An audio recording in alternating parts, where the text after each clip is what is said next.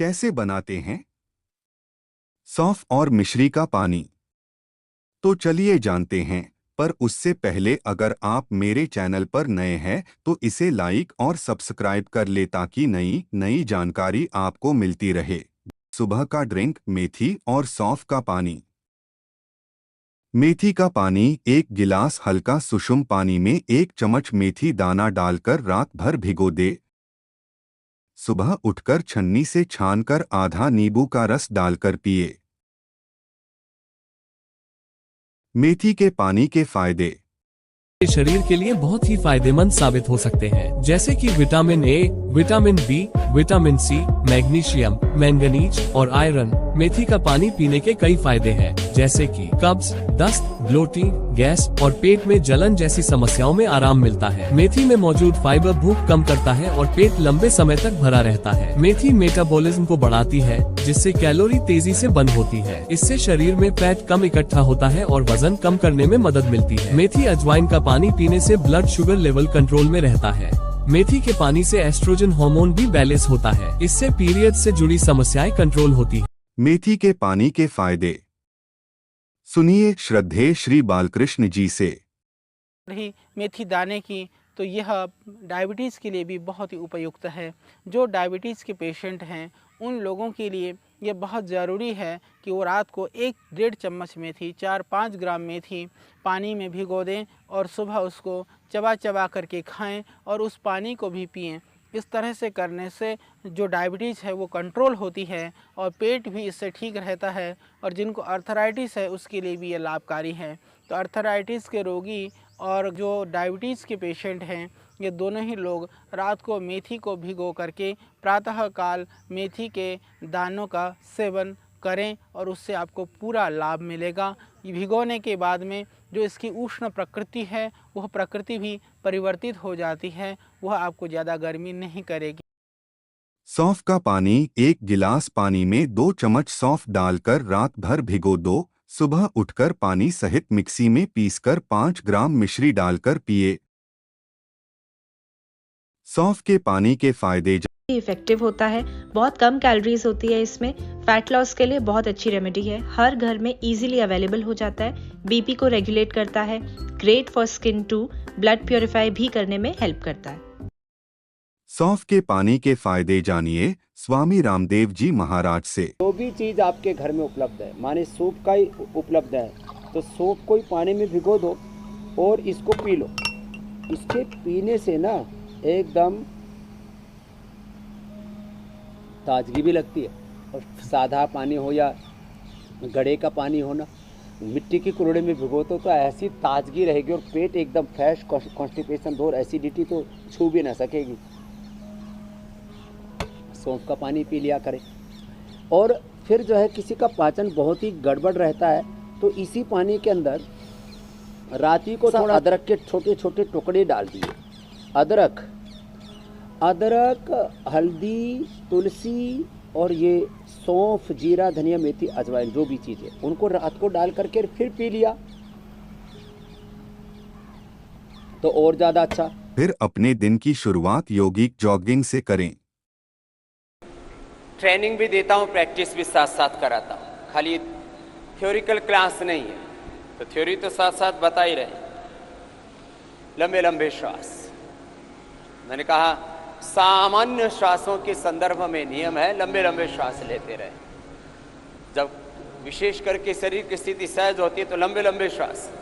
शरीर की गति सीधी सहज तो श्वासों की गति भी सहज। व्यायाम के संदर्भ में हमारे प्राचीन ऋषियों ने भी शोध किया और आधुनिक शोधकर्ता भी इसमें अलग अलग प्रकार से शोध कर रहे हैं। सबका भी ये मानना है, अभी भी जो नया नया रिसर्च हुआ कि कम से कम सप्ताह में 600 मिनट व्यायाम करना सबके लिए अनिवार्य है। उसमें भी 2 विभाजन कर दिए। जो बहुत तीव्र गति से व्यायाम करते हैं उनके लिए लगभग पौना घंटा, और जो धीरे धीरे करते हैं उनके लिए करीब 1.5 घंटा। माने अब ये तो कभी 20 मिनट बोलते हैं, कभी आधा घंटा बोलते हैं, कभी 1 घंटा बोलते हैं, कभी 1.5 घंटा बोलते हैं, तो अलग अलग प्रकार के शोध होते रहते हैं। लेकिन इसमें मूल बात यह है कि लगभग 1 घंटे का योगाभ्यास 24 घंटे में होना चाहिए, जिसमें एक संतुलित प्रैक्टिस हो, जिसमें व्यायाम भी हो, जिसमें आसन भी हो, प्राणायाम और ध्यान हो। क्योंकि प्राणायाम ध्यान के ऊपर तो उनका भी ध्यान गया ही नहीं है। दूसरा अभ्यास, अब जो बलवान है उसको ऐसे नहीं करना होगा, उसको ऐसे करना होगा। जो जवान है उनको ऐसे गति पूर्वक करना होगा। तो व्यायाम के क्या लाभ हैं? एक तो ये निष्कर्ष पर पहुंचे हैं, वैसे आधुनिक वैज्ञानिकों का जो निष्कर्ष है उसको मैं कभी भी पूरा नहीं मानता हूं, वो फिर बढ़ाते रहते हैं जैसे जैसे जिस निष्कर्ष पर पहुंचते हैं। व्यायाम का बड़ा निष्कर्ष है, कम से कम जो नियमित व्यायाम करेंगे औसत उनकी 25% आयु ज्यादा होती है। जो व्यायाम नहीं करेगा लगभग 75 साल में पूरा हो जाएगा, और जो व्यायाम करेगा लगभग 100 साल जिएगा। ये दूसरा अभ्यास हुआ। तीसरा ऐसे, ये सबके लिए ऐसे, ये सब कर सकते हैं। तो ये धीरे धीरे तो सब कर सकेंगे। जो बलवान है थोड़ा ऐसे तेजी से करें, और ज्यादा बलवान है तो ऐसे ऐसे करें, ऐसे ऐसे। यह हमारे सामर्थ्य के ऊपर डिपेंड करता है। तो व्यायाम करेंगे, उनकी औसत आयु 25%। बोलो, सामान्य जो व्यायाम नहीं करने वाले लोग हैं वो 75 साल में पूरे हो जाते हैं। Sugar, blood pressure, heart problem, cancer, कोई ना कोई रोग होता है और शरीर की मृत्यु हो जाती है। मरना तो सबको है, लेकिन हम पूर्ण आयु प्राप्त करके क्यों ना जाएं संसार से। देखो, एक बड़ी बात है, जब आप विद्यादि अभ्यास करके जीवन के किसी भी क्षेत्र में एक बड़ी भूमिका निभा रहे होते हैं, पारिवारिक भूमिका, सामाजिक, आर्थिक, राजनीतिक, आध्यात्मिक, धार्मिक एक बड़ी भूमिका निभा रहे होते हैं, उस समय यदि आपको 20-25 साल का वक्त मिल जाए तो ये जीवन का सर्वोपरि काल होता है, ये गोल्डन पीरियड होता है, ये स्वर्णिम कालखंड होता है आपके जीवन का। ये आपके जीवन का बहुत महत्वपूर्ण समय होता है कि आप 25 साल तो मैंने बहुत अधिक कहे, 10 साल भी किसी भी व्यक्ति को जो पीक टाइम होता है लाइफ का, ये जो 50 साल के आसपास का समय होता है, 40 से 50 या 40 से 60 के बीच का, 10 साल भी कोई व्यक्ति किसी बहुत बड़ी भूमिका में लग जाता है तो वो जीवन और जगत में बहुत बड़ी अपनी एक भूमिका निभा सकता है। चाहे वो आंतरिक साधना का विषय हो या वो सेवा का विषय हो, सार्वजनिक जीवन के क्षेत्र में उसकी सामाजिक, आर्थिक, राजनीतिक, आध्यात्मिक, धार्मिक जो भी सेवा है, माने कि इतनी बड़ी भूमिका है व्यायाम मात्र की कि आप लगभग 25 वर्ष का एक बहुत ऊर्जावान समय अपनी जिंदगी में बढ़ा लेते हैं। ये कितनी बड़ी भूमिका है। माने आप 25 से लेकर के 75 साल, 25 साल बढ़ाने का मतलब हो गया 25 तक तो आप अपने आप को तैयार करते हैं।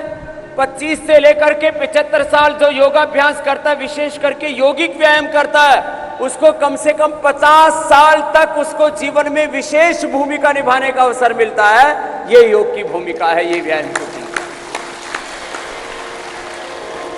और ये शोध द्वारा भी, आधुनिक शोधों के द्वारा भी, प्राचीन ऋषियों ने जो जीवन के संदर्भ में, जीवन पद्धति के संदर्भ में, लाइफस्टाइल के बारे में जो उन्होंने कहा, क्योंकि हमारी भारतीय जीवन पद्धति है, जो हमारी भारतीय संस्कृति सभ्यता है, जिसको हम वैदिक जीवन कहते हैं, जिसको आजकल हिंदुत्व शब्द से भी कहा जाने लगा, 25 से 75 साल आपको, इतना 50 वर्ष आपको मिलता है। नहीं तो मैंने देखा लोग 50 साल में ढीले ढाले हो जाते हैं, पेट मोटे हो जाते हैं, हाथ पैर बेकाबू हो जाते हैं, तन पर नियंत्रण रही, मन पर नियंत्रण नहीं, दोनों पैरों में फासला, दोनों हाथ सामने, कंधों के समानांतर दोनों हाथ हथेली नीचे की ओर विधि पूर्वक कर रहे हैं। तो एक तो मैंने कहा आपको लगभग 50 वर्ष का कालखंड मिलता है जीवन में एक विशेष भूमिका निभाने के लिए।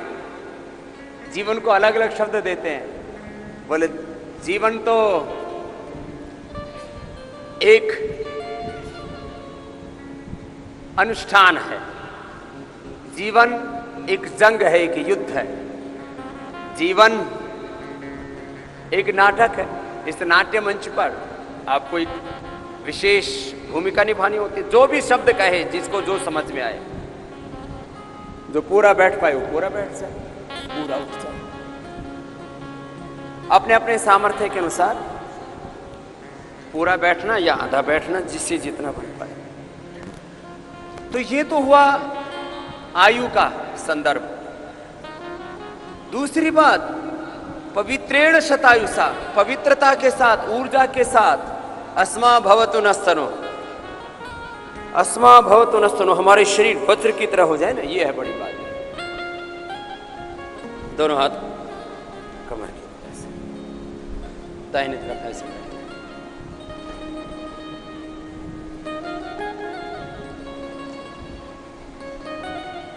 फिर बाएं हाथ,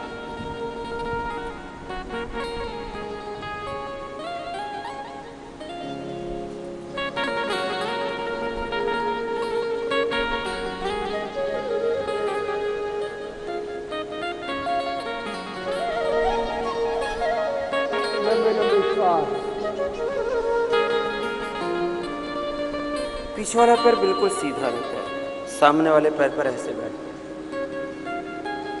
जब आप किसी को भी योग सिखाते हैं तो लगभग 1-2 सप्ताह तो विधि पर उनका विशेष ध्यान दिलाना होता है। यदि विधि पर ध्यान ना दिलाया जाए तो फिर वो करेंगे तो सही, लेकिन उसमें एक रूपता नहीं होगी, उसमें सुंदरता नहीं होगी, उसमें, और जब विधि पूरी ठीक नहीं होगी तो लाभ भी जितना अपेक्षित है उतना नहीं मिल पाएगा। 6 के बाद ये 7वां अभ्यास, दोनों हाथ सामने, और देखो हाथ ऐसे कंधों के समानांतर ऐसे आते हैं, ये तरीका होता है। ये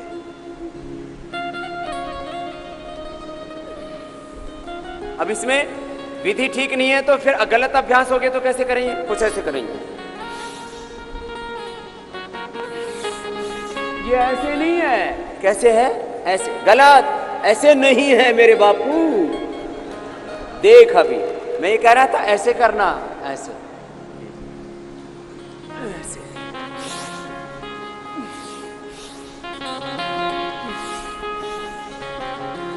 हाथ कंधों के समानांतर ही आएंगे, हथेलियों का रुख ऐसे ही रहेगा, गर्दन पीछे की ओर झुकेगी, श्वास अंदर करके ऐसे, ये तरीका।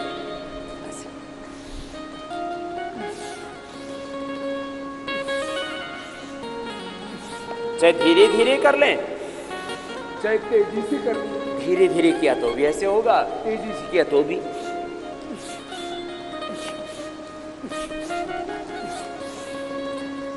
सामान्य स्थिति में लौटा है, come back into the normal position. देखो कोई भी अभ्यास करते हैं, मैं गहराइयों की तरफ आपका ध्यान दिला रहा हूं। विधि की बहुत बड़ी भूमिका है, समय की बहुत बड़ी भूमिका है, विधि में बहुत कुछ है जो मैंने संकेत किया, समय की बहुत बड़ी भूमिका है, इसके ऊपर भी मैं और संकेत करूंगा बात। एकाग्रता की बहुत बड़ी भूमिका है, निरंतरता की बहुत बड़ी भूमिका है। एक दिन योग करने से लाभ तो होगा, लेकिन पूरा रूपांतरण नहीं होगा। एक दिन पढ़ाई करने से, एक दिन ध्यान करने से, एक दिन कुछ भी करने से, एक दिन दारू पीने से, एक दिन बीड़ी सिगरेट पीने से भी हानि होगी, लेकिन पूरी हानि नहीं होगी, कैंसर नहीं होगा। लेकिन एक बार भी नहीं पीना होगा। एक बार योग करने से भी लाभ होगा, लेकिन पूरा लाभ नहीं होगा, इसलिए उसको लगातार करना है। माने ये जो चारों शब्द मैंने बोले हैं, इनके पीछे का एक बहुत बड़ा दर्शन है। चलो दोनों हाथ साइड में, अब हाथ ऐसे ऊपर उठाए, नीचे वाला हाथ पहले घुटने के पास पे, नीचे टखने के पास है, ऊपर वाले हाथ की हथेली का रुख नीचे की ओर।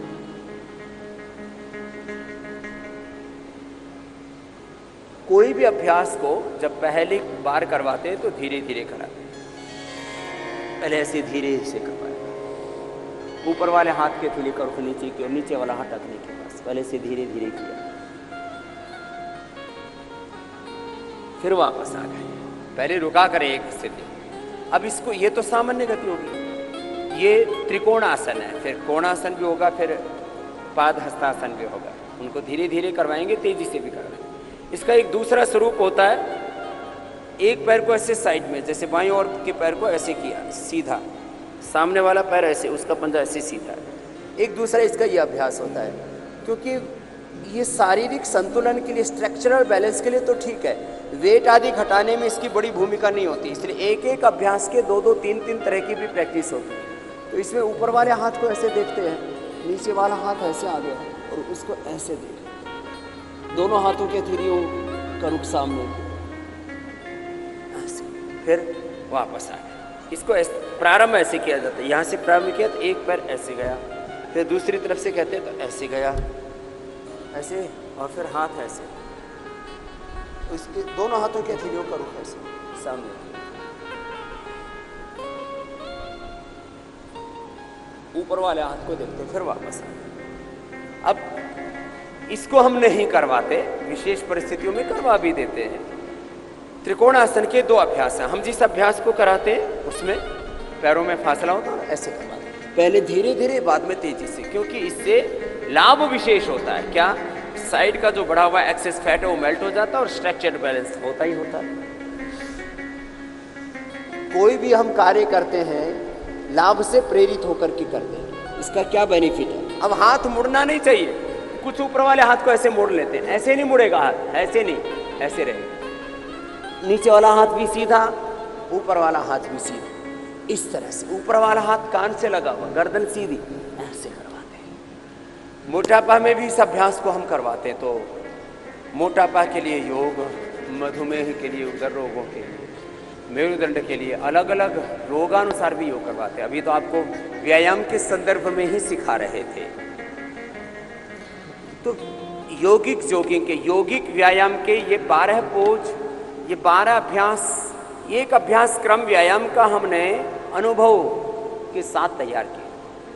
ये जो भी अभ्यास क्रम, पैकेज जिसको अंग्रेजी में बोल रहे हैं, ये हमने हजारों, लाखों, करोड़ों लोगों पर इसका अभ्यास करा के और अनुसंधान करके सबसे अधिक लाभकारी इसको पाया, इसलिए हमने ये पैकेज बनाया। अब ये सब कर सकते हैं ये अभ्यास। अब जैसे सामान्य रूप से इतना तो सभी कर सकते हैं, इतना तो सब कर लें।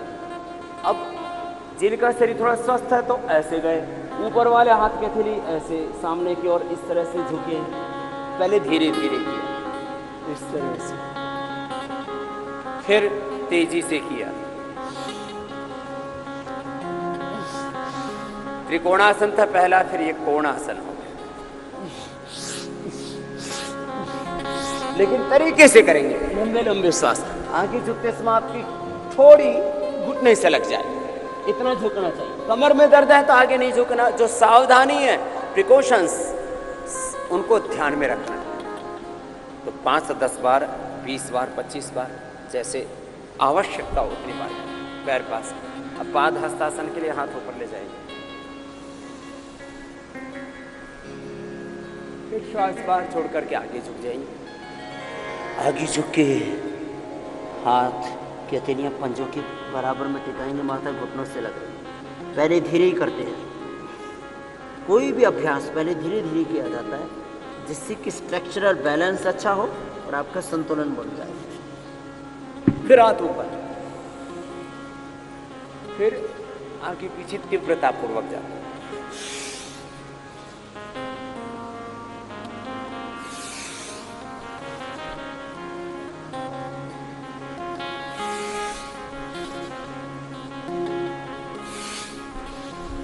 गति के संदर्भ में हम हमेशा एक बात कहते हैं, गति का चयन अपनी शक्ति के अनुसार। रुक जाए, अभी आज थोड़ा थोड़ा करवा रहे हैं क्योंकि बहुत कुछ आपको सिखाना है और करवाना है। तो संकेत कर दिया आपको कि इतनी बार इसको करना है, समय का संकेत कर दिया। उतनी देर तक उस अभ्यास को कराएंगे तो वक्त बहुत लग जाएगा। फिर 10 अभ्यास हो गए पाद हस्तासन के साथ। अब हाथ और पैर दोनों पार्श्व भागों में जाएंगे। अब ऐसे हाथ गए तो हाथ किसके बराबर? कंधों के बराबर। कुछ के नीचे रहते हैं, कुछ के ऊपर रहते हैं, ऐसे नहीं, ये एक ही जैसे स्थिति। फिर हाथ ऊपर, ऐसे। तो हाथ सीधे, ऐसे नहीं, ऐसे, फिर ऐसे, फिर नीचे। 1 2 3 4,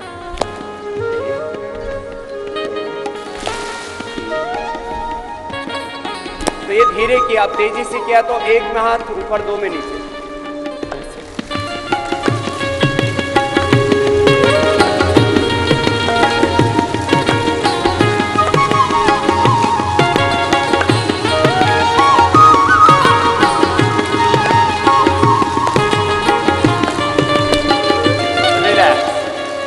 अब दोनों हाथ सामने, हथेलियों करो नीचे की ओर, पैर एकदम सीधे, पैर पास में। अब जिधर हाथ जाएंगे उधर ही आपके नितंब और विपरीत दिशा में आपके पैर के पंजे।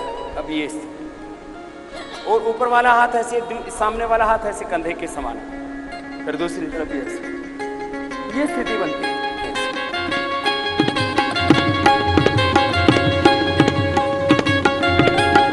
रिलैक्स, जरा सामने देखिए।